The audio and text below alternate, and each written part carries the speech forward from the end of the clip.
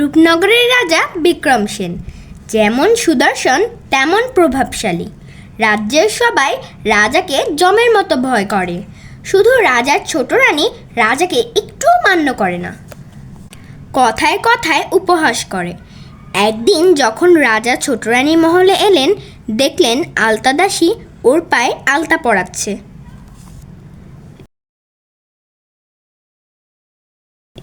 মানে রাজামশাই আসছে। রানী সাহেবা, আমি তাহলে বিদায় নিই। আলতা দেওয়া শেষ করে তবেই যাবি, রাজা বসবেন ততক্ষণ। রাজা বহু কষ্টে নিজেকে সংযত রাখলেন। রানী সাহেবা, তাহলে আমি এখন আসি।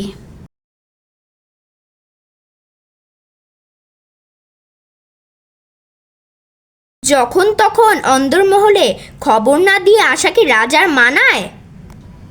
মানে এটা আমার বানানো মহল, যখন ইচ্ছা আসবো আমি। তা কেমন করে হয় রাজা মশাই? এটা তো এখন আমার মহল, আপনি এমন হুটহাট আসতে পারবেন না। অনেক হয়েছে, অনেকবার বেড়েছে তোমার। কিসের এত দেমাগ তোমার? যে রাজার কোনো সন্তান নেই, যাকে রাজ্যের সবাই আটকুড়ো ডাকে, তার তো এত মেজাজ থাকা উচিত নয়। বড় দিদিকে বাজা বলবেন, কিন্তু আপনি যে আসলে আটকুড়ো তা তো স্বীকার করবেন না। রাজা অপমানিত হয়ে ছোট রানীর ঘর থেকে বের হয়ে আসলেন। রাগে উত্তেজনায় সেই রাতে ওনার ঘুম এলো না দু চোখে।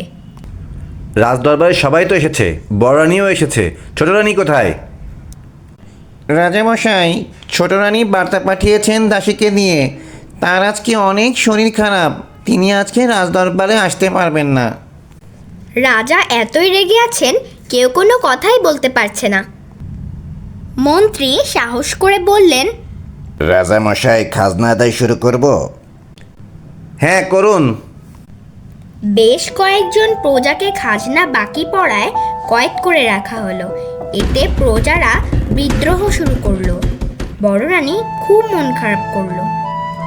রাজামশাই, মানে কিভাবে যে বলি, এতগুলো মানুষকে আটকে রেখে ওদের অভিশাপ না করিয়ে বরং ওদের কয়েক মাস সময় দিন, ওরা এর মধ্যে খাজনা শোধ করবে।